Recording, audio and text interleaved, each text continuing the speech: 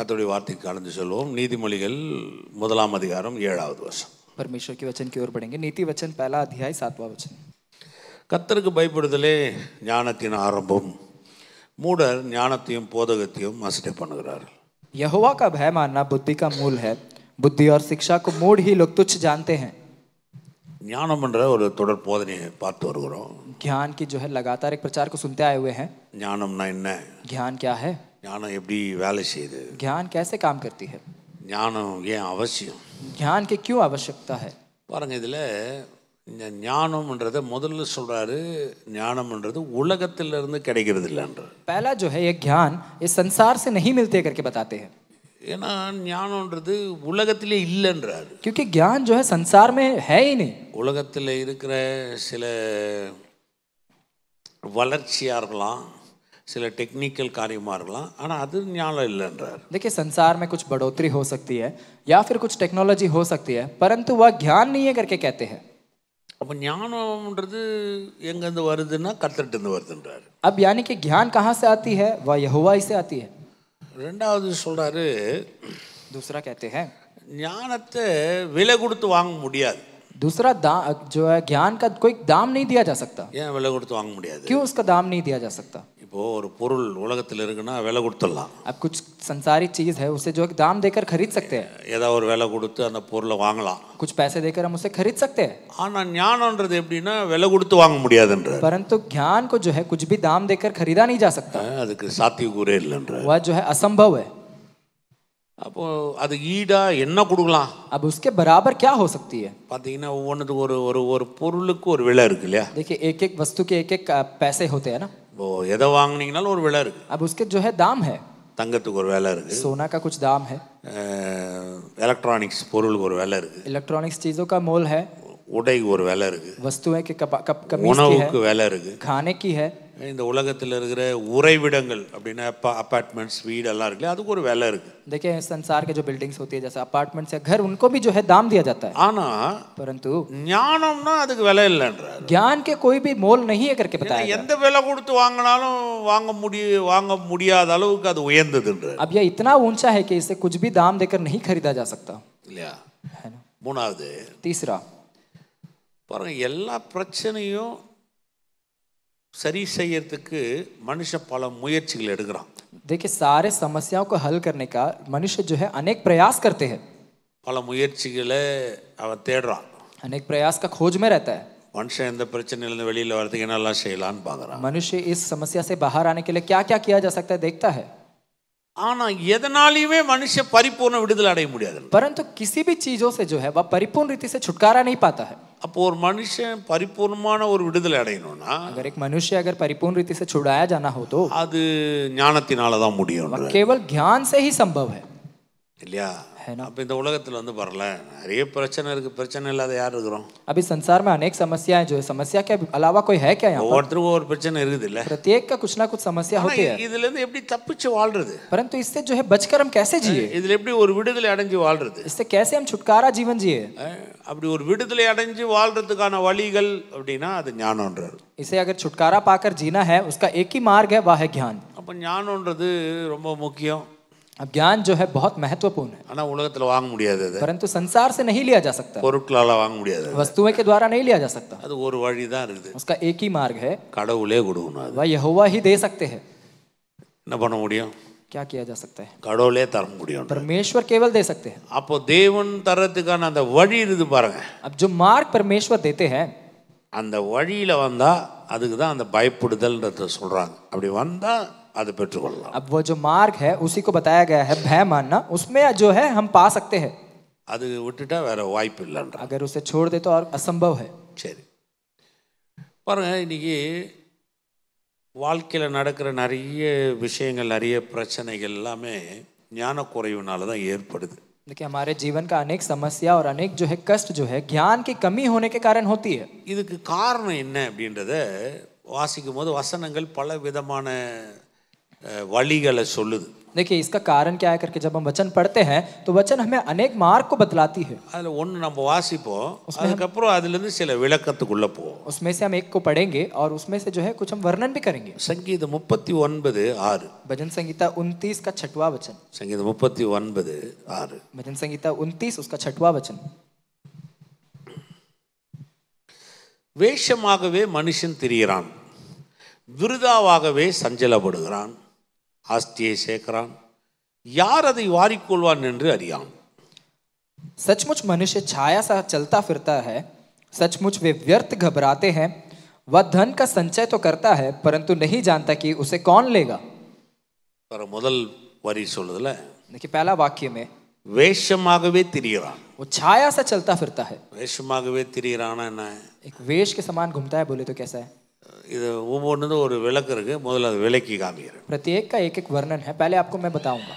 பாருங்க, வேஷமாகவே திரிகிறான்னு சொன்னா अब छाया सा चलता फिरता है करके कहने पर மனுஷனுக்கு ஒரு மாஸ்க் தேவைப்படுது. मनुष्य के लिए एक नकाब का जरूरत होती है. ஏதோ ஒரு வகையில மனுஷன் தனக்குன்னு ஒரு மாஸ்க் வச்சுக்கிறான். कुछ ना कुछ रीति से मनुष्य अपने लिए एक नकाब रखते हैं. மாஸ்க் இல்லாம மனுஷன் வாழல. नकाब के बिना मनुष्य नहीं जीता है. இப்போ மனுஷன் வேஷமாகவே திரிகிறான் அப்படின்னு சொன்னா மனுஷனுக்குன்னு சொல்லி ஒரு மாஸ்க் இருக்குதாமா. देखिए मनुष्य छाया सा चलता फिरता है करके कहने पर मनुष्य के पास एक नकाब है. ஏதோ ஒரு வகையில் மனுஷன் வந்து பாருங்களேன், அந்தந்த சூழ்நிலைகளுக்கு ஏற்றா போல, அந்த இடத்துக்கு ஏற்றா போல, அந்த காரியத்துக்கு ஏற்றா போல அவன் தனக்குன்னு ஒரு மாஸ்க் போட்டுக்கிறான். देखिए मनुष्य के पास में कुछ ना कुछ परिस्थिति के कारण या फिर उस घटना के कारण या फिर उस कुछ ना कुछ परिस्थिति के कारण उसके जो है नकाब वो पहना रहता है. இல்லையா? எல்லாருக்குமே இருக்குதுல்ல. सबके पास है ना. இப்போ நீங்கள் உங்களே எடுத்துங்களேன். अब अपने आप को ले ले. ஒரு உறவின் மத்தியில் ஒரு மாஸ்க் இருந்தால் அந்த உறவில் உண்மையான அன்பு இல்லைன்னு அர்த்தம். देखिए एक रिश्ते के बीच में एक नकाब हो तो उस रिश्ते में जो है सही वाला प्रेम नहीं होगा. அதில் வந்து இந்த கணவன் மனைவி உறவு எடுத்து பாருங்க. उसमें पति पत्नी का रिश्ता को ले ले. பாருங்க, இந்த கணவன் மனைவி உறவுன்றது ஒரு நல்ல உறவு. ஆனால் ஒரு கணவனுக்கும் மனைவிக்கும் நடுவில் ஒரு மாஸ்க் இருக்குன்னு வைங்களேன். देखिए एक पति पत्नी का रिश्ता बहुत भला रिश्ता है, परंतु उन दोनों के बीच में एक नकाब हुआ है तो இல்லையா? இப்போ நீங்கள் அந்த உறவை எப்படி ஒரு உண்மையான வகையில் வாழ முடியும்? अब वह रिश्ता को कैसे हम जो है सच्चाई के साथ जी सकेंगे? எப்படி வாழ முடியும்? कैसे जी सकेंगे? கஷ்டம். वह कष्ट है. இல்லையா? சிலதெல்லாம் மனைவி தெரியக்கூடாது சார், कुछ कार्य पत्नी को नहीं जानना चाहिए, சொல்லணும்னு அவசியம் இல்லை சார், कहने की आवश्यकता नहीं है, சிலதெல்லாம் புரியாது சார், कुछ चीज उन्हें समझ में भी नहीं आएगी. அதுக்கு பேர் தான் மாஸ்க். उसी का नाम है नकाब. சில பாருங்க, அவங்க அப்படி நினைப்பாங்க, कुछ समय में वे लोग भी वैसा सोचते அவருக்கு இதெல்லாம் புரியாது சார், हैं, उनको जो है कुछ समझ नहीं இதெல்லாம் आएगा, அவருக்கு சொல்லக்கூடாது சார், ये सब कुछ बताने की आवश्यकता नहीं है, இதெல்லாம் வந்து அவருக்கு தெரியாம இருக்கிறது நல்லது சார், ये सब अगर नहीं जाने वही भला है. அது ஒரு மாஸ்க் தானே. ये भी एक मास्क है. அப்ப எப்படி அந்த இடத்துல ஒரு உண்மை இருக்கும்? अब वहां पर सच्चाई कैसे रहेगी? எப்படி அந்த இடத்துல ஒரு வாழ்க்கை வாழ முடியும்? वहां पर कैसा जीवन जिया जा सकता है? இல்லையா? முடியாது. नहीं होगा. அப்ப மாஸ்க்ன்றது உலகத்தார் மட்டும் இல்ல. अब जो नकाब ना केवल संसारी लोग, மாஸ்க்ன்றது இன்னைக்கு சபையில் இருக்கிற விசுவாசிகளுமே போட்டுக்கிறாங்க. आज जो है नकाब हमारे कलीसिया के जो है लोग भी पहनते हैं. இல்லையா? சூழ்நிலைகளுக்கு ஏற்ற மாதிரி, ஆட்களுக்கு ஏற்ற மாதிரி, பாஸ்டருக்கு ஏற்ற மாதிரி ஒரு மாஸ்கை போட்டுக்கிறாங்க. देखिए अपने परिस्थिति के अनुसार, लोगों के अनुसार, पास्टर के अनुसार एक नकाब वे पहने हुए होते हैं. இப்படி எடுத்துங்க. ऐसा ले. இப்போ நான் ஒரு மாஸ்க், எனக்குன்னு பல மாஸ்கை வச்சு இங்கே ஸ்டேஜுக்குன்னு ஒரு மாஸ்க் வச்சுருந்தேன்னு வச்சுங்களேன், எப்படி நான் உங்ககிட்ட उनमें இருக்க முடியும்? देखिए अगर पास्टर को ले ले, पास्टर अगर नकाब रखे होने पर यहाँ पर कैसे खड़े होकर आपको जो है आपके बीच में सच्चाई रह सकते हैं? எப்படி உண்மையை சொல்லி தர முடியும்? कैसे आपको सच्चाई को सिखा எப்படி सकते அன்பு हैं? சொல்லி தர முடியும்? कैसे प्रेम को सिखा सकते हैं? எப்படி உங்களை வந்து ஒரு நல்வழியில நடத்த முடியும்? कैसे आपको भला मार्ग में चला सकते हैं? இல்லையா? மனுஷனுக்குன்னு ஒரு மாஸ்க் வந்துருது இல்லை. இப்போ நான் இங்கே நிற்க போது பாருங்க, இது தெரியவானாங்க, இது வானாங்க, இவங்களுக்கு ஏற்ற மாதிரி நம்ம இருப்போன்னு போட்டுக்கிட்டா அதுல ஒரு பெரிய மேன்மை இல்லையே. अब यहाँ पर खड़े होकर एक मास्क को पहनकर ये आपके लिए जरूरत नहीं है करके खड़े रहने से इसमें कुछ बड़ा महिमा नहीं है. அதுல எந்த வெற்றியும் அடைய முடியாது. इसमें कुछ भी विजय नहीं प्राप्त की जा सकती. அப்போ உங்களுக்கு எனக்கும் பாருங்க ஒரு மாஸ்க் இருக்குதுல்ல. अब आपका और मेरे लिए जो है एक नकाब है ना. இப்போ நீங்க யோசிச்சு பாருங்க. अभी आप सोच कर देखिए. இப்போ மாஸ்க் வந்தா ஞானம் இருக்காது. अब अगर नकाब हो तो ज्ञान नहीं होगा. ஞானம் வேலை செய்யுதுன்னா எதுக்கு மாஸ்க்? अगर ज्ञान काम करती है तो नकाब की क्या आवश्यकता है? ஞானமே இல்லாதனால தான் மனுஷன் மாஸ்க்ல சுத்துறான். ज्ञान नहीं होने के कारण मनुष्य जो है नकाब पहनकर घूमता है. அப்ப அந்த இடத்துல வந்து பாருங்க, ஞானம் வேலை செய்யல. अब वहां पर ज्ञान काम नहीं करती है. அப்ப மனுஷன் வேஷமாகவே திரிகிறான். मनुष्य जो है छाया सा चलता फिरता है. எதுக்கு வேஷமா திரியறான்? क्यों जो है भेष भरे हुआ चलता है? ஏன்னா அவனுக்கு புரியல, பாருங்க, இந்த உலகத்துல வெற்றி அடையணும், நல்லா வாழணும்னா இது வேணுங்கன்றான். देखिए वो संसार में जीवन जीना चाहता है तो वो उसको ये सब कुछ चाहिए करके कहता है. இல்லையா? ஒரு மனுஷனுக்கு மாஸ்க் இருந்தாதான் அவன் நல்லா வாழ முடியுங்க, அந்த உலகத்துல நம்மளால சர்வே பண்ண முடியும்ன்றான். एक मनुष्य मुझे जो है नकाब होने पर ही मैं इस जीवन में जो है जीवन जी सकता हूँ कहता है. ஆஸ்தியை சம்பாதிக்க முடியும், धन को जो कमा पाएगा. மாஸ்க் இருந்தாதான் அவனால இந்த உலகத்துல வாழ முடியும். नकाब होने से ही संसार पे जी पाएगा. அதுக்கு அவன் ஒரு மாஸ்க் வச்சுக்கிறான். इसीलिए अपने अपना जो है एक नकाब रखते हैं. பாருங்க, இது பழகிடுச்சின்னு வச்சுங்களேன். ये अगर हम सीख ले, ஒரு மாஸ்க் கிடையாது, एक नकाब नहीं. பாருங்க, கிட்டத்தட்ட 10-15 மாஸ்க் வச்சிருப்பீங்க. लगभग 15-20 रखे होंगे. வீட்டுக்கு ஒன்னு வச்சுப்பீங்க, घर पे ले, பாஸ்க்கு ஒன்னு வச்சுக்கீங்க, बॉस के लिए, உறவினர்களுக்கு ஒன்னு வச்சுப்பீங்க, रिश्तेदारों के लिए एक नकाब, நண்பர்களுக்கு ஒன்னு வச்சுப்பீங்க, मित्रों के बीच में एक नकाब, மத்தவங்களுக்கு ஒன்னு வச்சுக்குவீங்க, दूसरों के लिए एक नकाब. அப்ப இப்படி எத்தனை மாஸ்க் வச்சு சுத்துவீங்க? अब कितने नकाब रखकर आप घूमना चाहते हो? அப்ப மனுஷனுக்கு பாருங்க, மாஸ்க் போட்டா வாழ்ந்துடலாம்னு ஒரு எண்ணம் இருக்குது பாருங்க. अब मनुष्य को जो है नकाब पहनने तो जी पाएंगे करके एक विश्वास है. இல்லங்க, மாஸ்க் போட்டு வாழ்ந்து வெற்றி அடையிறது இல்ல. देखिए नकाब पहनकर जयवंत होना नहीं है. கர்த்தருடைய ஞானத்தில வாழ்ந்து ஒரு மனுஷன் வெற்றி அடையுது. परमेश्वर के ज्ञान में रहकर जयवंत पाना है. அப்ப ஞானம்ன்றது எல்லாவற்றையும் கொண்டு வரக்கூடிய ஒரு மிகப்பெரிய பலன் உள்ளது. देखिए ज्ञान जो है सब कुछ लेकर आने का एक सामर्थ्य भरा कार्य है. ஒரு ஆற்றல் உடையது. वह जो है एक शांति भरा कार्य है. அதனால தான் பாருங்க, சங்கீதக்காரர் சொல்றான், மனுஷன் ஞானத்திலே வாழ்றான்னு சொன்னா வேஷமாகவே திரிகிறான். इसीलिए जो है भजन संगीता वाला कहता है कि जब वह छाया सा चलता फिरता है तो वह व्यर्थ घबराता है. இல்ல வேஷமா திரிகிறான். वह जो है छाया के எதுக்கு வேஷமா திரிகிறான்? वो क्यों जो है वैसा भेष भरे चलता फिरता है? உலகத்துல வாழணும். क्यों जीवन जीना है. ஆமென். आमीन. அது மாதிரி விளங்குது. कितने लोग समझ पा रहे हैं? இப்போ நீங்க யோசிச்சு பாருங்க. अब आप सोच कर देखें. அப்போ மாஸ்க்ன்றது இல்லைன்னா சார் வாழ்க்கையில முன்னேற முடியாது சார், பணம் சம்பாதிக்க முடியாது சார், ஆஸ்தி சம்பாதிக்க முடியாது சார், நல்ல வழியை சம்பாதிக்க முடியாது சார், உயர்வை சம்பாதிக்க முடியாது சார் நினைச்சிங்கன்னா, अगर आप जो है नकाब के बिना मैं ऊपर नहीं आ सकता हूँ, मैं धन संपत्ति नहीं कमा सकता हूँ, मैं पैसे नहीं कमा सकता हूँ, ऐसा अगर आप सोच रहे हो तो அப்படின்னா வாழ்க்கையில நீங்க ஞானத்துல வாழறன்னு அர்த்தம். ऐसा है तो आप अपने जीवन में ज्ञान से नहीं जी रहे हो. அதனாலதான் வாழ்க்கையில அடுத்த வரி சொல்லுது பாருங்க. इसका अगला जो है वाक्य, அவன் விருதாவா சஞ்சலப்படுகிறான். सचमुच वे व्यर्थ घबराते हैं. விருதாவானா அவனுக்கு கஷ்டம்ன்றதே பாருங்க வாழ்க்கையில தேவையில்லைன்னு வந்துனே இருக்குது. देखिए व्यर्थ தவிர்க்க முடியல அவனால. जब व्यर्थ करके कहते हैं उनके जीवन में कष्ट आती रहती है, उसे वो रोक नहीं पाता है. மூணாவது சொல்லுது ஆஸ்தியை சேர்க்கிறான். वो तीसरा कहता है वह धन का संचय करता है. நான் இதை கொஞ்சம் இந்த ஆர்டரை கொஞ்சம் மாத்தி வாசிக்கிறேன் பாருங்க. इसको जो है मैं दूसरे तरह से बताना चाहता हूँ. வசனத்தை மாத்தல, அந்த ஆர்டரை மாத்துறேன் பாருங்க. ऑर्डर को बदलना चाहता हूँ. ஆஸ்தியை சேர்க்கிறான், விருதாவே சஞ்சலப்படுகிறான், வேஷமாகவே திரிகிறான். धन का संचय करता है, व्यर्थ घबराता है, छाया सा चलता फिरता है.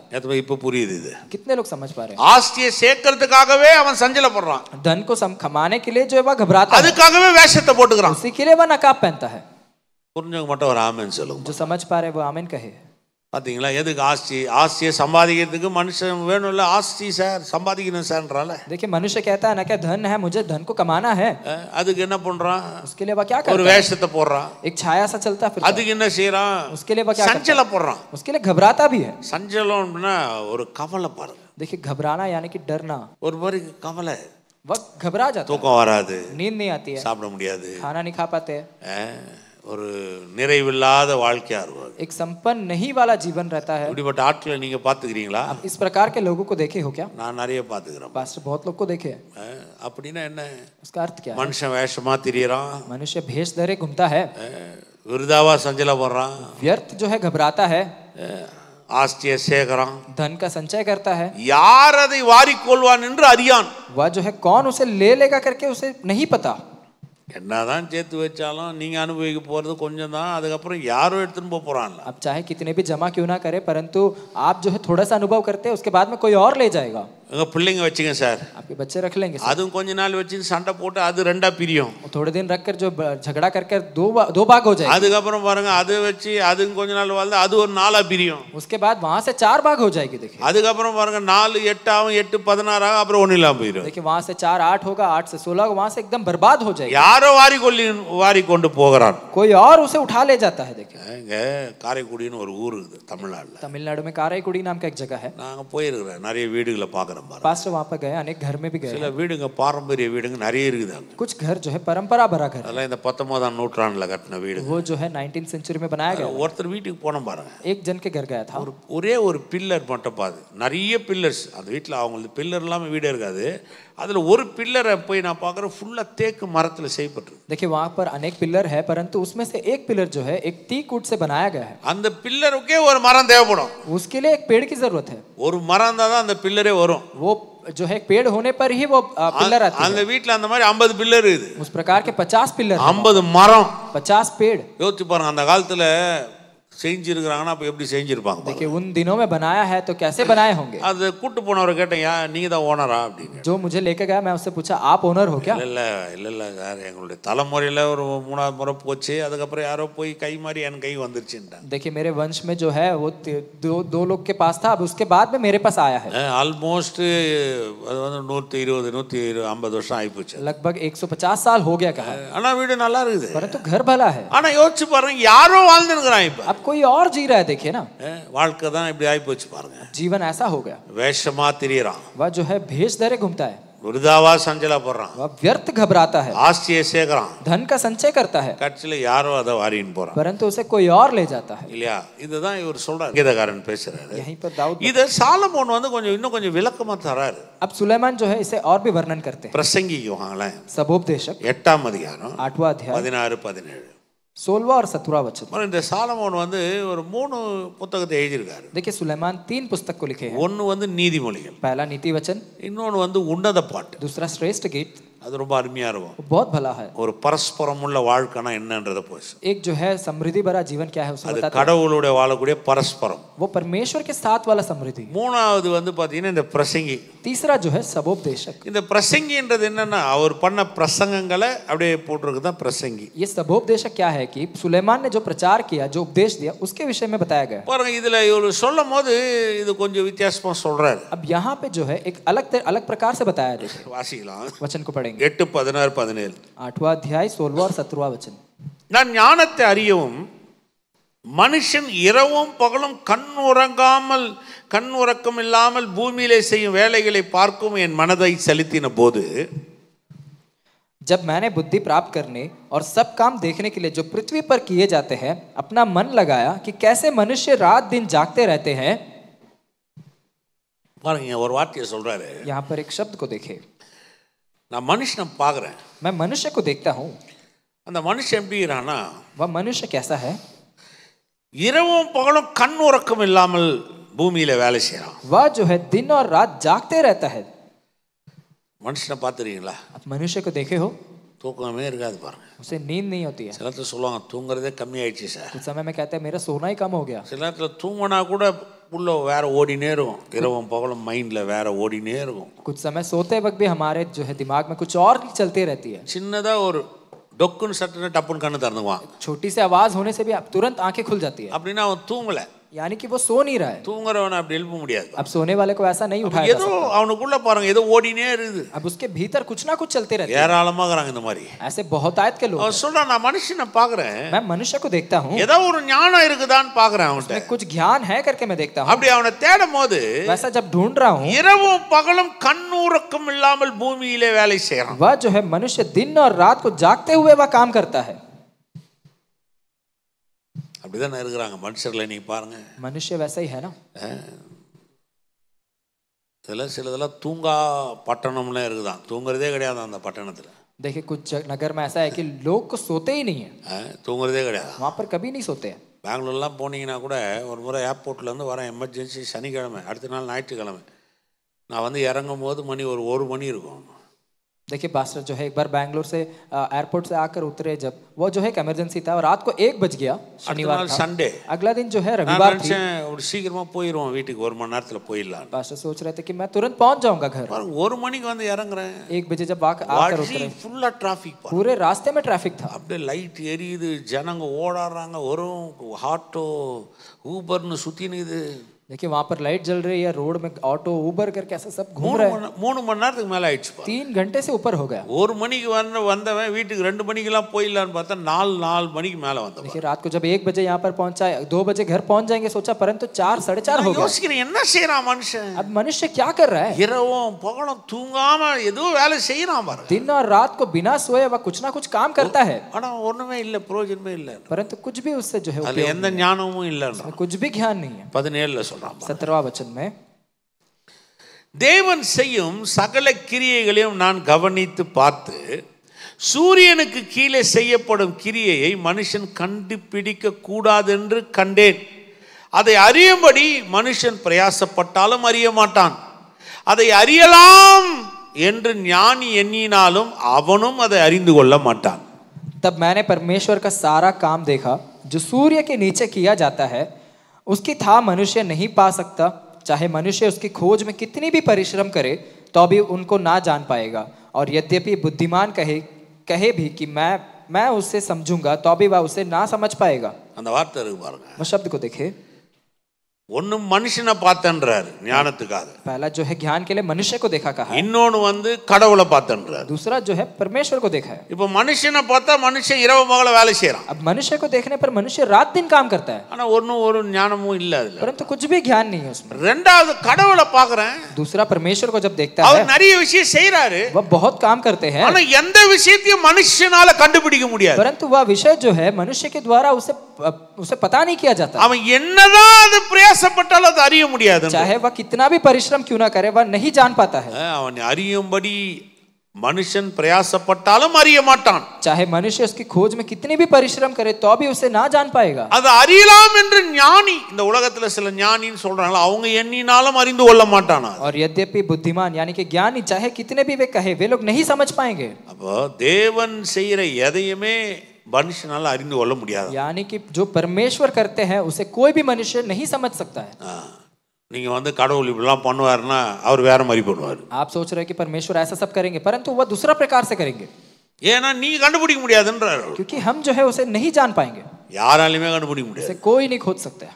சொல்றான், ஒரு பக்கம் மனுஷன் இரவு பகல வேலை செய்யறான், அதுல ஒண்ணுமே இல்ல. एक तरफ बताते हैं कि मनुष्य दिन और रात काम करते हैं, उससे कुछ भी जो है சரி, கடவுள் கிட்ட இருந்து ஏதாவது கத்துக்கலாம், போய் ஏதாவது பிடிக்கலாம், முயற்சி எடுக்கலாம், அறிவு ஞானத்தெல்லாம் செலவு பண்ணி கடவுளுடைய கிரியைகள் செயல்கள் எப்படி இருக்குதுன்னு கண்டுபிடிக்கலாம்னு பார்த்தா அதையும் கண்டுபிடிக்க முடியலன்றான். अब उसके बाद में परमेश्वर के पास जाकर कुछ ज्ञान को प्राप्त कर ले, अपने कुछ क्रिया कर कर कुछ ना कुछ कर कर परमेश्वर से ज्ञान प्राप्त कर ले करके सोचते हैं, परंतु वहां से भी असंभव है, ஒன்னும் கண்டுபிடிக்க முடியாது. वहां से भी वो कुछ नहीं पता कर पा रहा। இப்போ நீங்க யோசிச்சு பாருங்க, अब आप सोच कर देखिए, மனுஷன் கடவுள் செய்த மனுஷனால கண்டுபிடிக்க முடியலையே, अब परमेश्वर के द्वारा जो किया जाता है वह मनुष्य नहीं समझ पाते हैं। அப்ப என்ன செய்யலாம்? अब क्या कर सकते हैं? கடவுளை நம்பி வாழலாம். परमेश्वर पर विश्वास करके जी सकते हैं। அது பேர் நம்புறீங்க இதை? कितने लोग भरोसा करते அதனால ஒரு விசுவாசத்தை வச்சு வாழலாம். அவர் நன்மை செய்வார், அவர் வாழ வைப்பார்.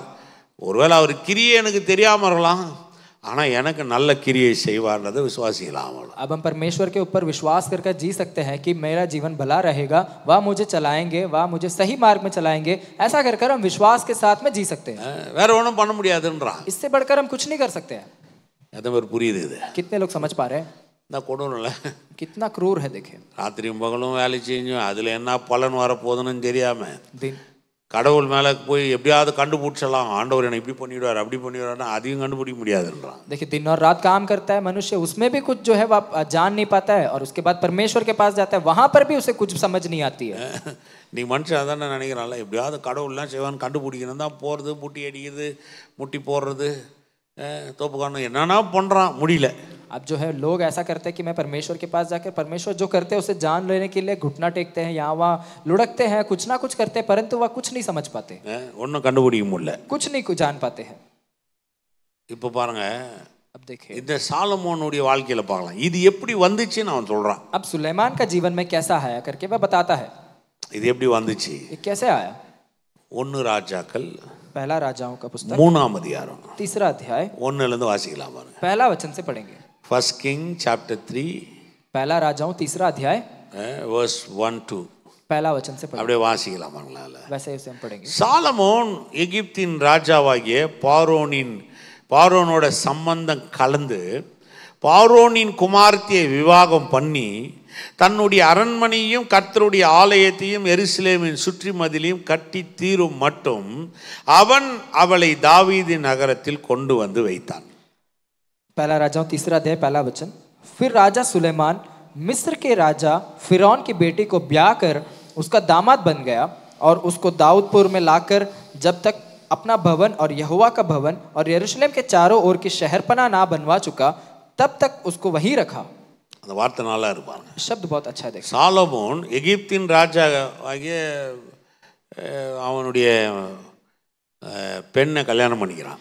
देखिए यहाँ पर सुलेमान मिस्र के राजा फिरौन की बेटी को ब्याह कर लेता है।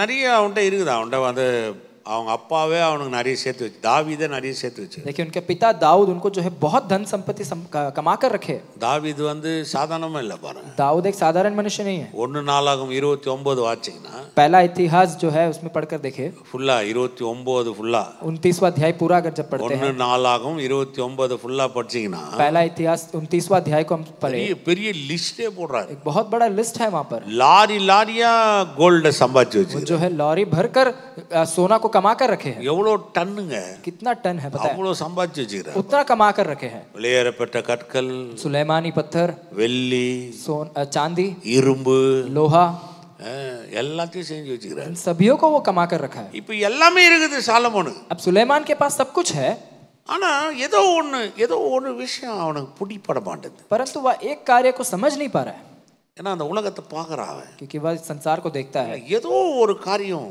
कुछ एक कार्य है, அது யார்கிட்டயும் இல்லாத ஒண்ணு, நமக்கு அது ஒண்ணு வேணும்ன்றான், எதிர்பார்க்கறான். वह ऐसा जो है एक्सपेक्ट करता है कि जो दूसरों के पास नहीं है वह मुझे चाहिए। பூமியிலே யார்கிட்டயுமே இல்ல, वह संसार में किसी के पास नहीं है, ஆனா அது தேவன் கிட்ட ஒண்ணு இருக்குது. परंतु वह परमेश्वर के पास है। பாருங்க 2வது வசனம் பாருங்க. दूसरा वचन को देखें। அந்நாட்கள் மட்டும் கர்த்தருடைய நாமத்துக்கு ஒரு ஆலயம் கட்டப்படாதிருக்கையில் மேடைகளிலே ஜனங்கள் மேடைகளிலே பலியிட்டு வந்தார்கள்.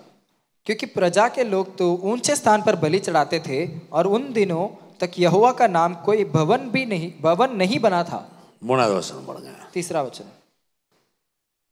சாலமோன் கர்த்தரிடத்தில் அன்பு கூர்ந்து தன் தகப்பனாகிய தாவீதின் கட்டளைகளில் நடந்தான்.